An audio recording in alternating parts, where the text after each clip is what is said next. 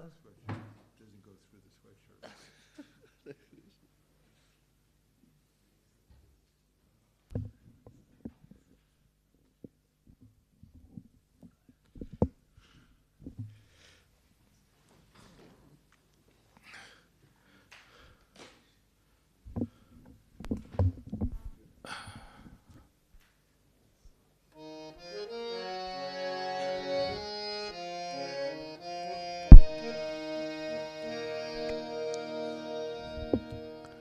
Jaya Radha Madhava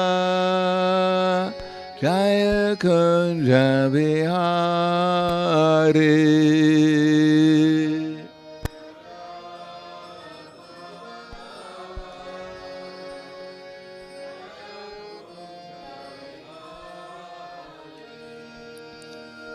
Jaya Radha Madhava Jaya Kunja Bihari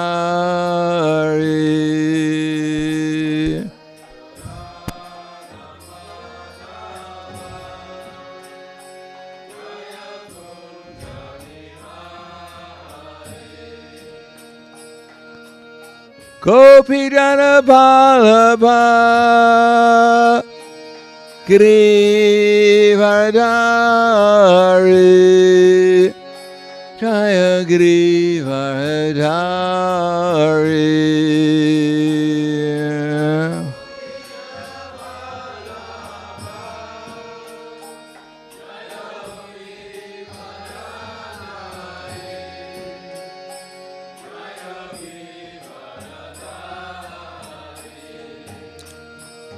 Gopi Jana Vallabha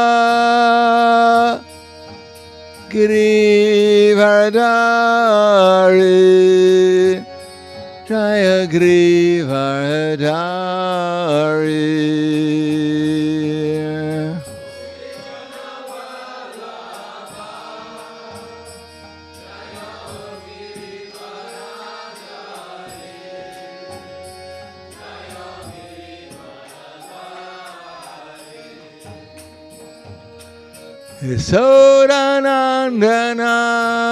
Yasodanandana Raja Janaranjana Jaya Raja Janaranjana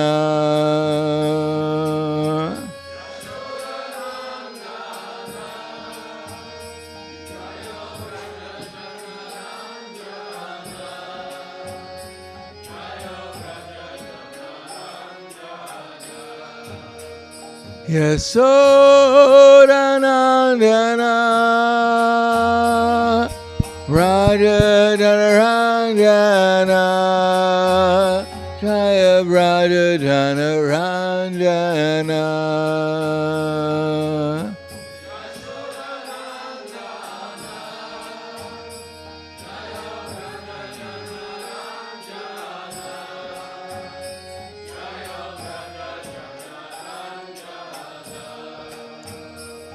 Yamuna Tiravarachari Jaya Kunja Bihari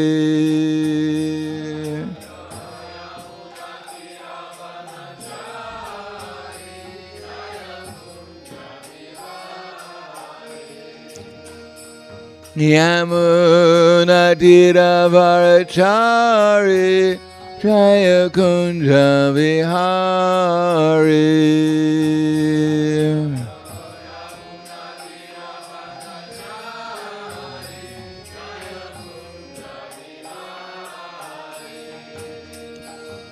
Radha Madhava Jaya Kunja Bihari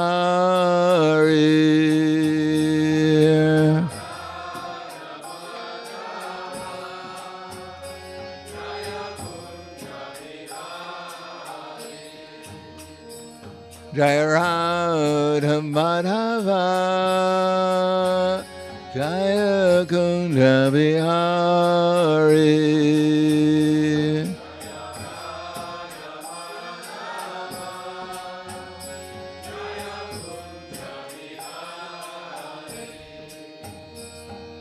Gopijana Ballabha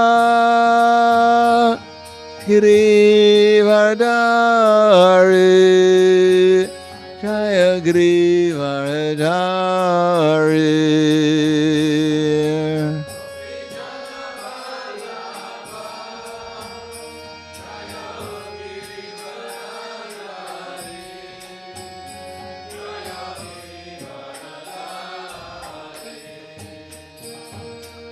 Gopijana Ballabha Girivardhari Jaya Girivardhari.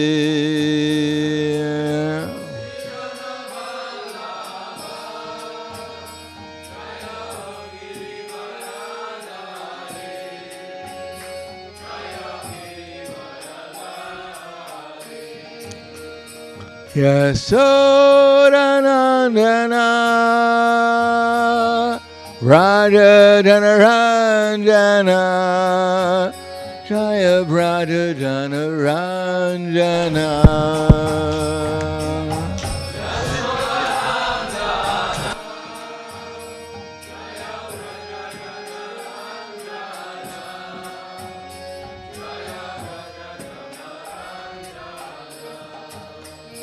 Yasodhanandana Raja Janaranjana Jaya Raja Janaranjana.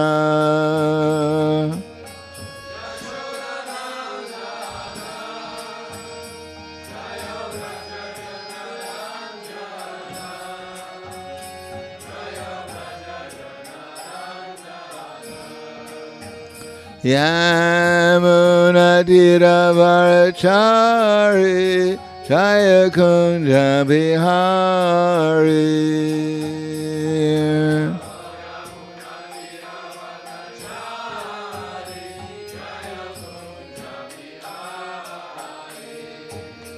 Yamunatiravarachari Jaya Kunja Bihari.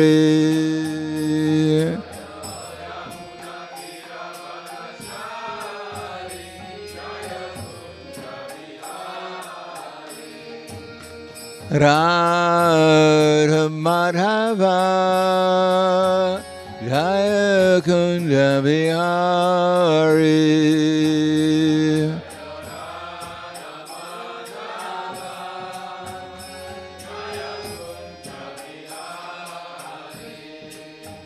Jaya Radha Madhava Jaya Kunja Bihari.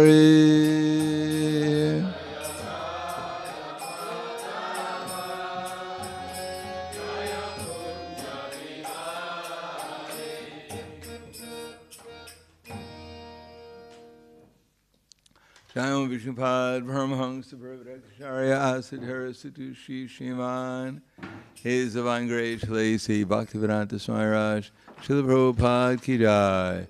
Gaur Premanande Hariva Slava Zarani Bhaktam Slava Shiguru Shigrangi. Om Vishnu Padaya Krishna Prasthaya Bhutaya Srimate Bhaktivedanta Swami Tanamane. Namaste Saraswatunde Ve Gauravani Vicharane Nirvishesha Srinivadi Paskadyade Siddharne.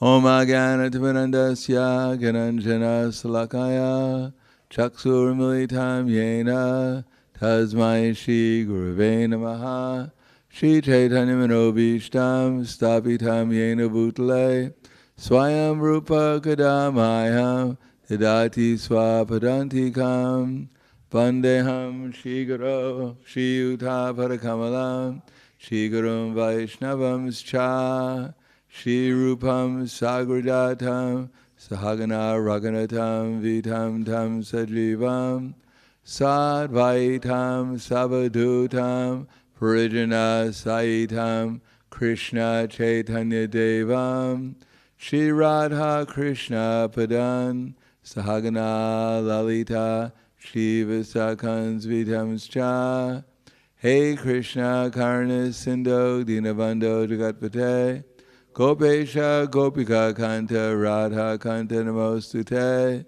Tapta Kanchena Gaurangi Radhe Vrindavaneshwari Prishubhanu Sutta Devi Pranamami Hari Priye Vanchakapa Trubhyascha Kripa Sindhu Vyevacha Patidanam Bhavanebhyo Vaishnavebhyo Namo Namaha Shri Krishna Chaitanya Pranithananda Shadvaita Gadadhar Shivasadi Gaur Bhaktivinoda Hare Krishna Krishna Krishna Hare Hare Hare Rama Rama Rama Hare Hare Om Namo Bhagavate Vasudevaya Om Namo Bhagavate Vasudevaya Om Namo Bhagavate Vasudevaya Srimad Bhagavatam, Canto 8, Chapter 23, and we have the summary here of the chapter. The demigods regained the heavenly planets. This chapter describes how Bali Maharaj, along with his grandfather Prahlad Maharaj, entered the planet Sutala, and how the Supreme Personality of Godhead allowed Indra to re-enter the heavenly planet. The great soul, Bali Maharaj, experienced that the highest gain in life is to attain devotional service under the shelter of the Lord's lotus feet in full surrender. Being fixed in this conclusion, his heart full of ecstatic devotion, and his eyes full of tears, he offered obeisances to the Personality of Godhead, and then with his associates entered the planet known as Sutala. Thus the Supreme Personality of Godhead satisfied the desire of Aditi and reinstalled Lord Indra. Prahlad Maharaj, being aware of Bali's release from arrest, then described the transcendental pastimes of the Supreme Personality of Godhead in this material world. Prahlad Maharaj praised the Supreme Lord for creating the material world, for being equal to everyone, and for being extremely liberal to the devotees, just like the desire tree. Indeed, Prahlad Maharaj said that the Lord is kind not only to his devotees, but also to the demons. In this way, he described the unlimited causeless mercy of the Supreme Personality of Godhead. Then with folded hands, he offered his respectful obeisances unto the Lord, and after circumambulating the Lord, he also entered the planet Sutala in accordance with the Lord's order. The Lord then ordered Sukracharya to describe Bali Maharaj's faults and discrepancies in executing the sacrificial ceremony. Sukracharya became free from fruitive actions by chanting the holy name of the Lord, and he explained how chanting can diminish all the faults of the conditioned soul. He then completed Bali Maharaj's sacrificial ceremony. All the great saintly persons accepted Lord Vamadeva as the benefactor of Lord Indra because he had returned Indra to his heavenly planet. They accepted the Supreme Personality of Godhead as the maintainer of all the affairs of the universe. Being very happy, Indra, along with his associates, placed Vamadeva before him and re-entered the heavenly planet. In their airplane,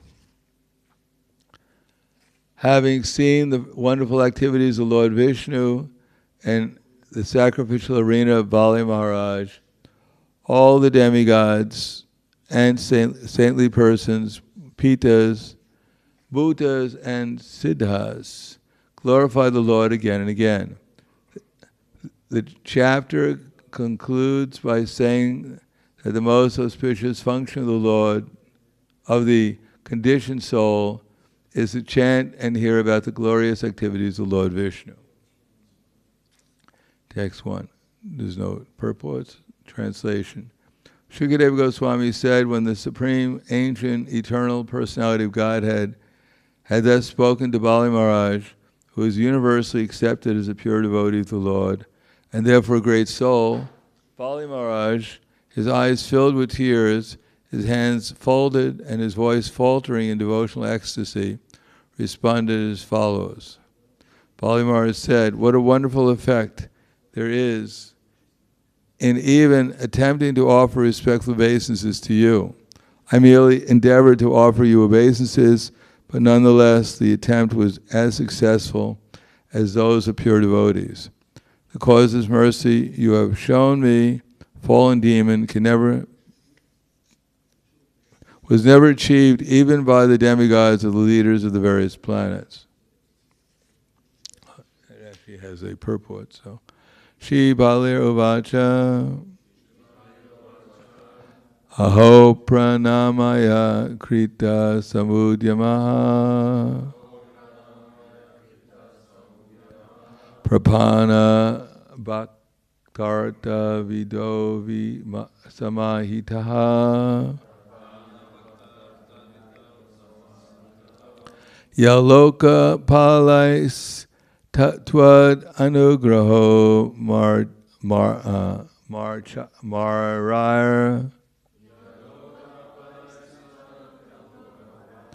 Alabda Purvo Prasade Sarar Pita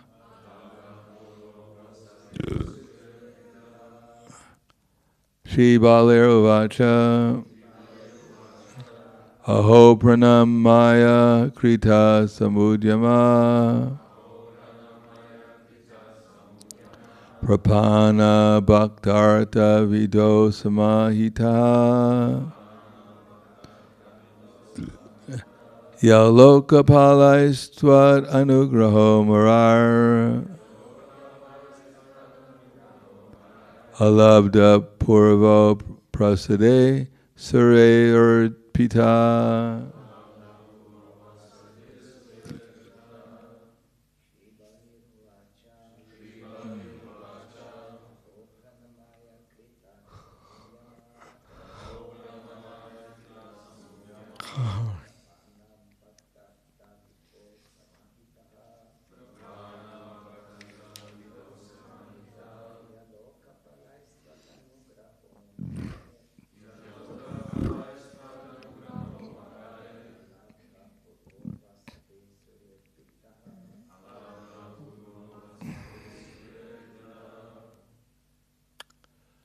Ladies. Shri Balir Uvacha Omanaya Karat Samudyama Prapana Bhaktarta Vido Samahita Oyadga Palais Twadanugraho Marar Alabda Purvo Prasade Sore Brita Shri Bali Avacha. Bali Maharaj said, Aho, alas, pranamaya, to offer my respectful obeisances. Kritaha, I did. Samudyamaha, only an endeavor. Prapana bhakta artha vidau, in the regulated principles observed by pure devotees. Samahitaha is capable, yet that loka palai, by the leaders of various planets. Tvat anugraha, your causeless mercy. Amarai, by the demigods. Alabda purva, not achieved previously. Apasade, unto a fallen person like me. Asure, belonging to the Asura community. Arpitaha, endowed. Translation and purport by His Divine Grace, A.C. Bhaktivedanta Swami Srila Prabhupada. Bali Maharaj said, what a wonderful effect there is even in attempting to offer respectful obeisances to you. I merely endeavored to offer you obeisances, but nonetheless the attempt was successful as those of pure devotees. The causeless mercy you have shown to me, a fallen demon, was never achieved even by the demigods or the leaders of the various planets. Purport. When Vamanadev appeared before Bali Maharaj immediately wanted to offer him respectful obeisances, but he was unable to because of the presence of Sukracharya and other demoniac associates. The Lord is so merciful, however, that although Bali Maharaj did not actually offer obeisances, but only endeavored to do so within his mind, the Supreme Personality of Godhead blessed him with more mercy than even the demigods could ever expect. As confirmed in Bhagavad Gita 2.40, Swapam apyasya dharmasya trayate mahato bhayat. Even a little advancement on this path can protect one from the most dangerous type of fear. Supreme Personality of Godhead is known as Bhava Grahi Janarna, because he takes only the essence of a devotee's attitude. If a devotee sincerely surrenders, the Lord, as the super soul in everyone's heart, immediately understands this. Thus, even though externally a devotee may not render full service, if he is internally sincere and serious, the Lord welcomes his service nonetheless. Thus the Lord is known as Bhava Grahi Janardana, because he takes the essence of one's devotional mentality. Text again. Bali Maharaj said, what a wonderful effect there is even attempting to offer respectful obeisances to you. I merely endeavored to offer you obeisances, but nonetheless the attempt was as successful as those of pure devotees. The causeless mercy you have shown me, fallen demon, was never achieved even by the demigods or the leaders of the various planets. Namo Vishnu Padaya Krishna Prasthaya Bhutale Srimate Bhaktivedanta Swami Namane Namaste Saraswatundeve Gauravani Vacharane Nirvishesha Shunyavadi Paskatyade Siddharane. As it's been explained in different verses, that actually the soul is not entangled, nor is it doing anything. Anadidvam nirgunadvat paramatmayam avyam sharira stopikontiya na karoti na lipyate. That those who could actually see with the eyes of eternity can see that the soul is eternal, transcendental, and beyond the modes of material nature. Despite contact with the material body or Arjuna, the soul is neither entangled nor is he doing anything. So none of us are actually entangled in the material world, but we're attached to it. That's why we seem to be entangled, because of our attachment. And because we have some desire, because we're attached to something in the material world. Therefore, Krishna gives us the necessary illusion to think that we're part of the material world and that something's happening to us. There's certainly something happening to our consciousness because we're aware of what's going on. But what's going on is not actually affecting ourselves as a spiritual being. And our entanglement is based upon our desire. And our desires are based upon our conception of life. Therefore, in Bhagavad Gita, Krishna says that if we're not Krishna conscious, then naturally we'll be materially conscious. We're conscious. If we're not aware of Krishna, then we're aware of the material world. And being aware of the material world generally means we're going to become entangled in trying to fulfill the desires that pass through our mind concerning what situation we're in the material world. The soul, every soul is in a particular body, and every body has a particular set of circumstances that it's dealing with, and therefore certain demands and certain desires.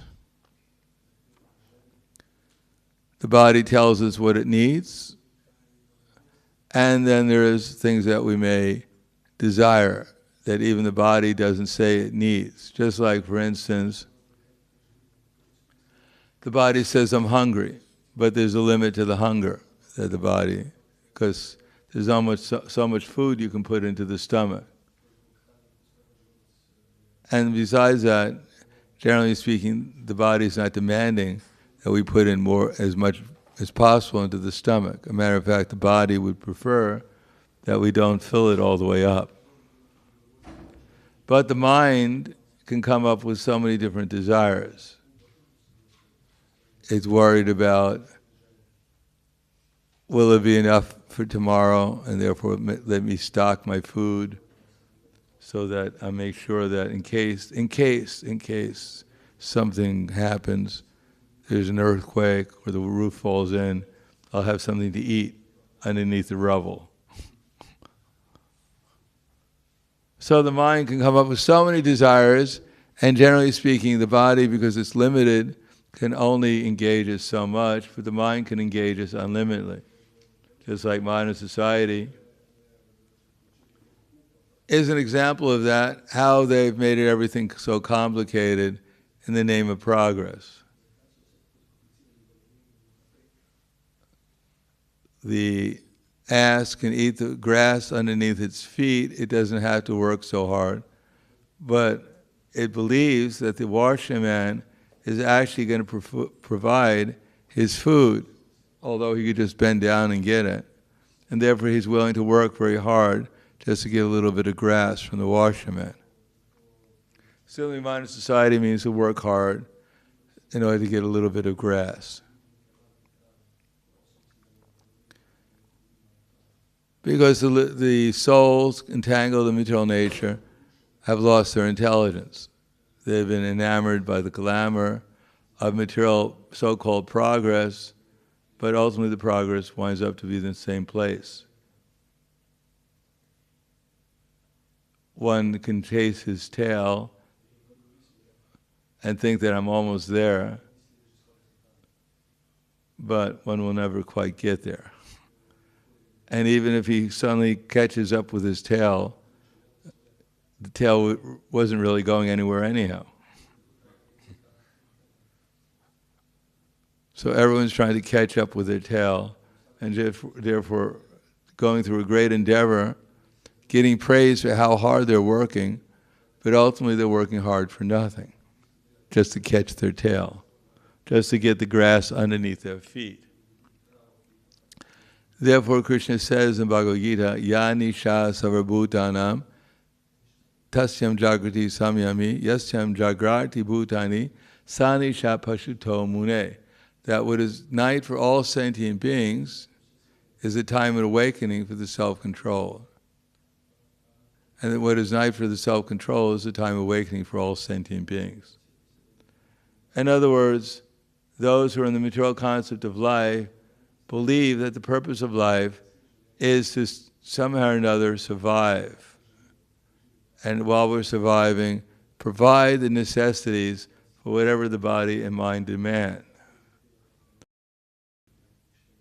If we can serve all the desires of the body, then start working on the unlimited desires that the mind can come up with.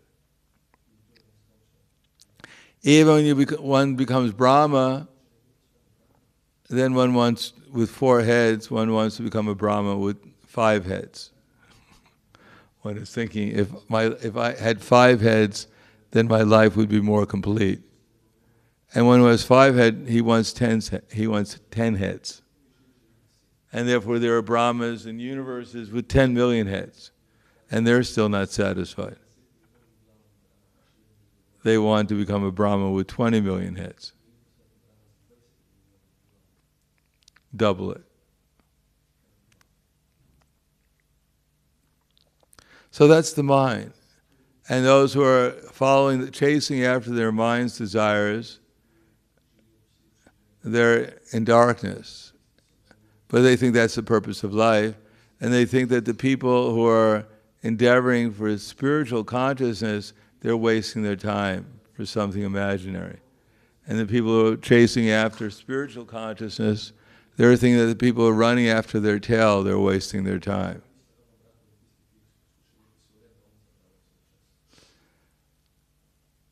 And what is the process of spiritual realization? Apuryamanamachala pratishtam samudram apa pravishanti yadvat tadvat kamayam pravishati sarve sashantim atnoti nakama kami. The person is not disturbed by the incessant flow of desires. If you ever noticed, wherever you look, some desire is going to pop up. You don't have to think, oh, what desire do I need? No, as soon as you look at anything, immediately some desire comes, some memory will come, so many things will come. And one who's spiritually conscious knows that unless the desire, unless the idea, unless the conception, unless the attitude is devotional, that is simply going to come and just let it go. It's not actually based upon what's real, it's based upon my previous karma. That's being the thoughts, the desires, the conceptions, the attitude, is just arising due to my previous karma. And so it comes and goes. But one who's actually in Krishna consciousness, it's very easy to do that, because one will think that this has nothing to do with reality. If one is actually situated in reality, if one is in the light of the sun, and suddenly someone claims that there's a shadow,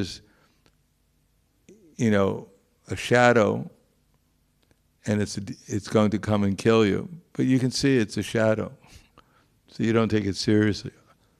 You don't say, "Oh my God!" Take out your gun and shoot the shadow. You know it's a shadow, so you don't care about it. Even people trying to convince you, oh, it's a shadow, be afraid. You think, well, you're in the darkness. So one who's enlightened in Krishna consciousness, even though so many desires may flow through the mind, still one is not disturbed by them. Therefore, knowledge, as Krishna says, Nainam gunebhyas kartaram drashteva nupashyati gunebhyas chaparam veti madbhavam sodagachati. When you can see that there's nothing beyond the three modes of material nature, and that the Supreme Lord is transcendental to all of them, then you can know my divine nature. In other words, if we take it for granted that everything we're seeing, except for in relation to Krishna, it is a product of the three modes. It's like when someone sees in the darkness a snake, but when they turn on the light, they realize it's a rope. Then if they turn the light off, they don't become afraid. Oh no, now in the darkness, it's become a snake. No, they realize I thought it was a snake, I turned on the light, now I realize it's a rope, and now the rope is no longer going to perturb one. That is, the rope is going to bite me. No one thinks the rope is going to bite me. No sane person thinks like that. Similarly, when we can actually see things as they are, then the influence of the three modes of material nature gradually ceases.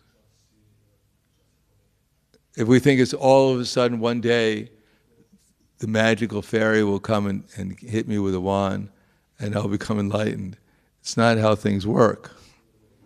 We have to hear the philosophy, at least try to hear. No conditioned soul came to the material world on pilgrimage. Every conditioned soul came here to escape from Krishna. And since hearing about Krishna is not different from him, there's a natural aversion for every conditioned soul to hear about Krishna. The conditioned soul will find some excuse to avoid hearing. Have you ever noticed? You put a devotee in a room, you put a stack of, Time magazines on one side, and you put Srimad Bhagavatam and Chaitanya Charitamrita on the other side. And you have a closed circuit camera, and you have the devotee in there, he doesn't know he's being watched.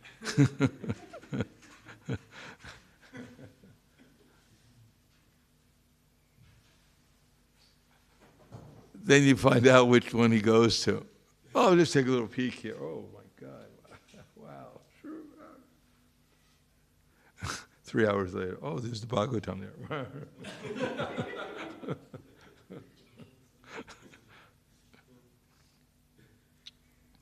So every conditioned soul has a natural aversion to associate with Krishna, because otherwise he wouldn't be a conditioned soul.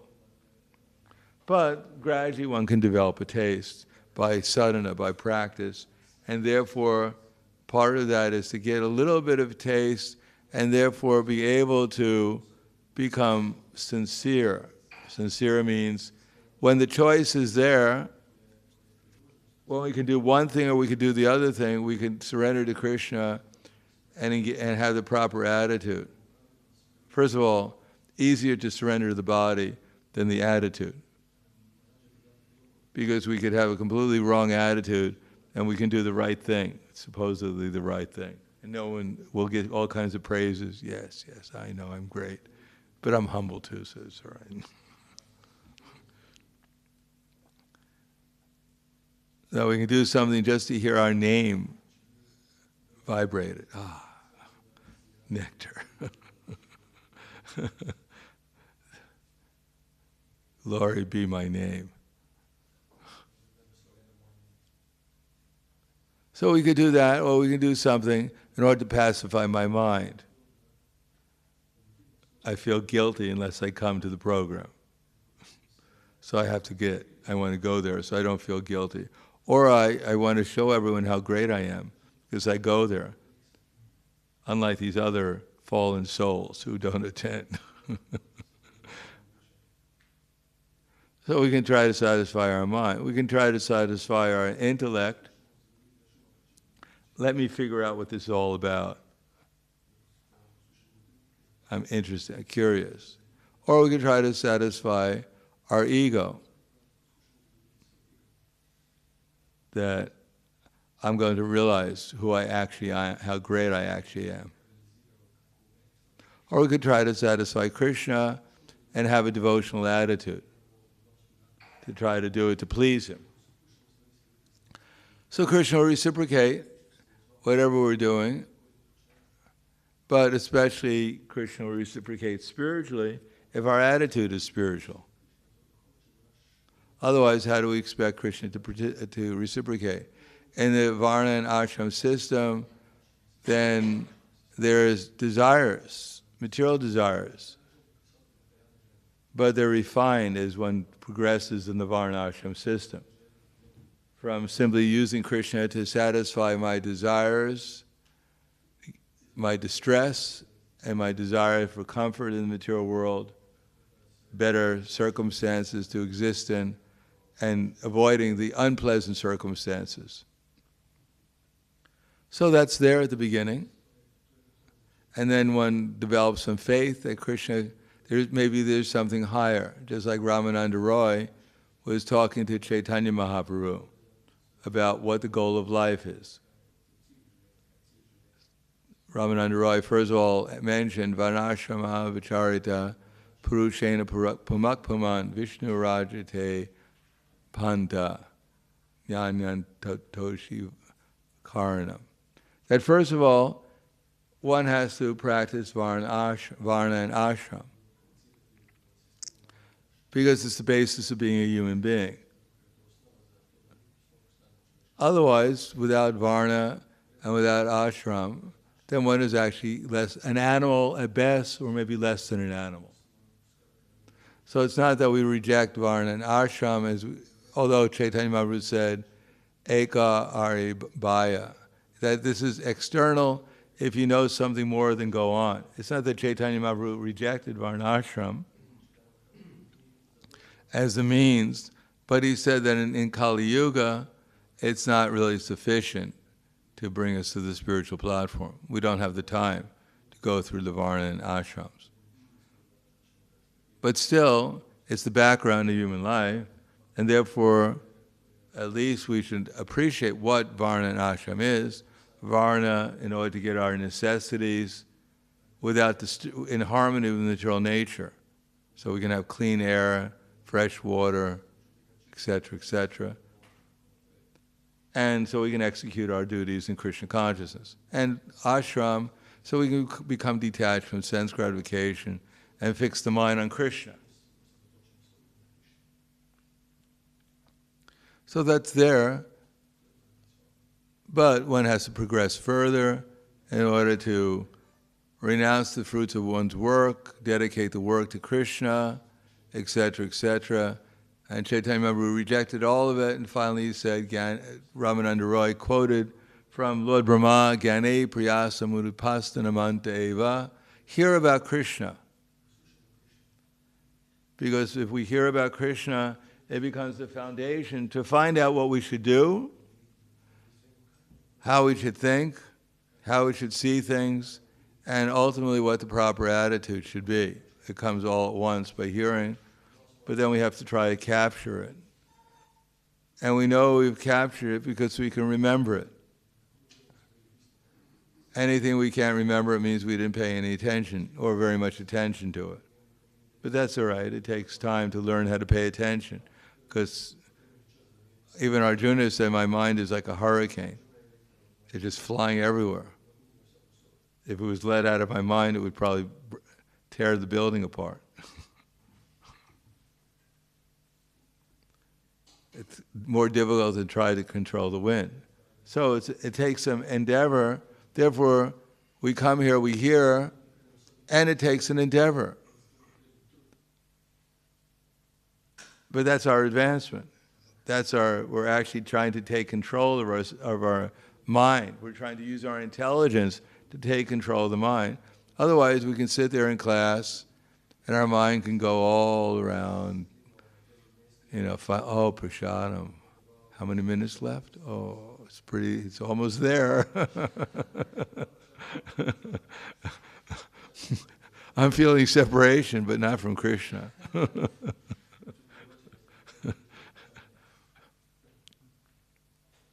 So the endeavor to try to hear, it's an endeavor. It takes some effort, and that effort is what advances us. That desire, that determination, Krishna notices it, and then dadami buddhi yogam tam. He gives us some intelligence by which we can actually, next time we try, we can do it a little bit better, till finally we can actually hear something. And if we hear it, then we'll remember it. So the next thing is, when the time comes and Krishna says, remember this, we go, oh my God, that's not what I want. Why did I remember that for? I want to do this, I don't want to do that. Krishna said, are you sure? You did bother trying to hear. You spent so much time trying. Now you heard it, now I'm giving you remembrance. And the soul says, just forget it, Krishna. Come back tomorrow. Maybe I'll be in a different mood. But if we actually remember it, and then we actually apply it, then we make actually some advancement. And then Krishna, when he sees we're actually applying it, then he actually helps us understand things even more clearly. That the purpose of applying it is ultimately to remember him, to do it for him. Then when we're applying it and we hear more, then we start thinking, well, if I'm applying it, I might as well think about actually what my subtle consciousness should be also. Not only what I'm doing externally, what should I be thinking about? It's not going to cost me anything else if I actually think about Krishna. The sky won't fall down on me if I think about Krishna. So then we start thinking, well, let me practice thinking about Krishna while I'm doing this. And Krishna reminds us to think about him. And then, when I'm thinking about Krishna, but I'm not getting the full result. And if we hear more, we find out the full result is I should try to please Krishna. I should have some loving attitude towards Krishna. Not just thinking about him, but in a positive way. Not that, all right, I'm thinking about Krishna, so Indra doesn't throw his thunderbolt at me, I'm safe. No, Krishna is a nice person. I should think about him lovingly, like the gopis did.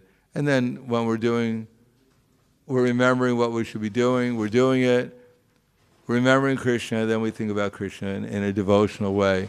And that's called Krishna consciousness. That means Krishna is giving us full intelligence.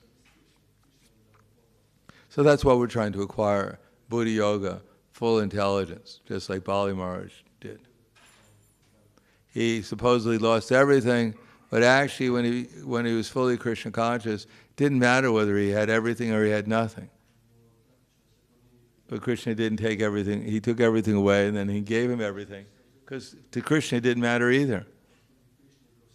He thought, well, Bali Maharaj, I tricked him, took away his heavenly planet, so now let me give him something better because I feel obliged to Bali Maharaj. Because actually, he's become my pure devotee, and therefore I feel I'm the bhakti-vatsal, I'm the servant of my devotee, and therefore I feel obliged to him, so now let me give him something better than I took away from him.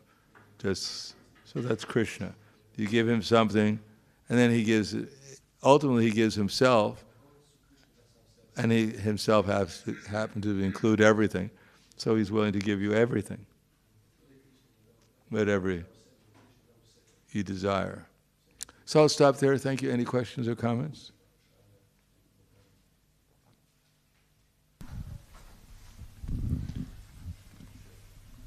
Thank you for the lecture. I was wondering if thinking about, you said we need to think about Krishna, and is thinking about Krishna service and how efficiently can we do it similar to thinking about Krishna? Our service. Well, I mean, we should do it our service with care and attention. Before we do it, we should think we're going to do it for Krishna, but not that we're thinking about Krishna means our service is not done properly. But if we think before the service, Krishna has asked me to do this, I'm doing it just to please him, then naturally we'll think about Krishna when we're serving him. But we should concentrate on the service. Otherwise, where is there any question of it being devotional? If you're cooking for Krishna and you're thinking about Krishna's pastimes with the cowherd boy, and you burn the dal and you burn the rice, you burn no one's going to appreciate it, including Krishna. Here, Krishna, here's my divine offering to you. Just take the smoke away, it'll be all right. No, we should do it in such a way as actually it's pleasing to Krishna.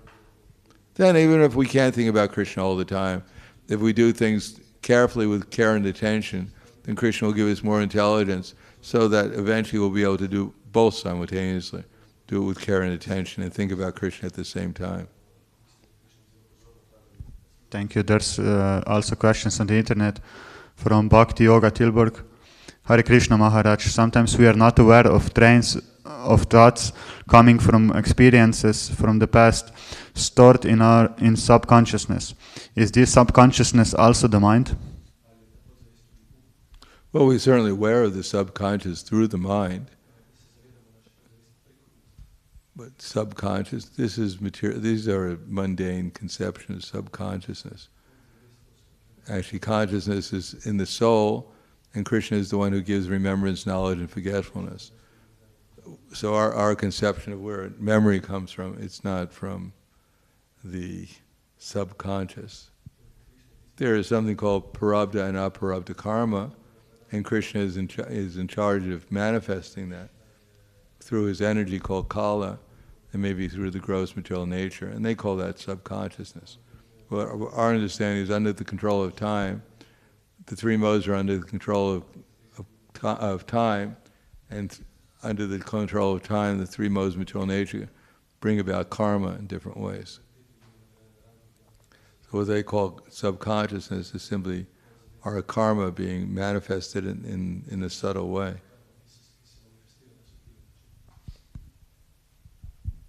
There's one more from bhakti-yoga Tilburg. I understood that the mind is originally in goodness and the intelligence in passion, but still the intelligence is supposed to control the mind. How can passion control goodness?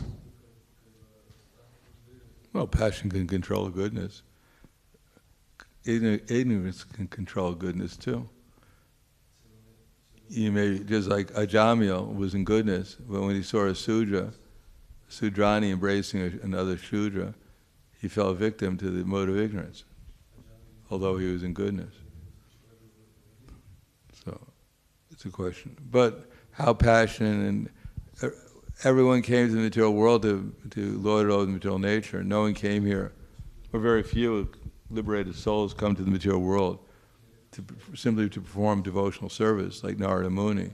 So everyone is born in the mode of ignorance. So the intelligence is also not pure, because the very desire to come to the material world is based upon impure intelligence.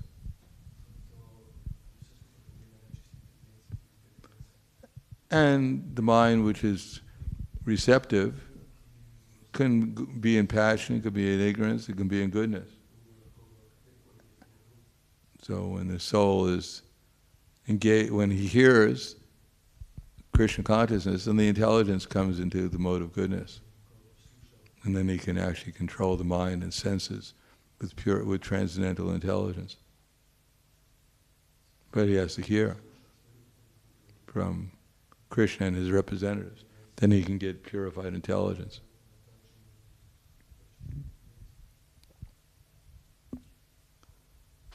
Anything else? Yes. Hare Krishna. On purport, Bali says, I get so much mercy, even more than to the demigods Krishna gave me. So in summary, I can't understand what means so much mercy, that he means mercy like Krishna, Vamanadev, destroy my false ego, or what kind of mercy he think about? Well, I heard that in Sutala, Prasadam is better than in Indraloka. No, what kind of mercy? He got Krishna. Indra, of course, gets Vamanadev there also. He also is his younger brother. But he doesn't stay around very, according to Brihad Bhagavatamrita, Vamanadev doesn't stay very long. He goes to his abode often. So Indra is usually without Vamanadev's association. But Vamanadev stays permanently as a doorkeeper for Bali Maharaj. So that's even better mercy. And Vamanadev, of course, Vamanadev protects Indra from when the demons come and attack, but they have to pray. But Bali Maharaj doesn't even have to pray. His doorman, Vamanadev, is standing there, always protecting him. When Indra came, when Ravana came, he defeated Indra and all the demigods. But when he came to Sutaloka, met Bali Maharaj, his relative, and when he left, Vamanadev kicked him 800,000 yojanas.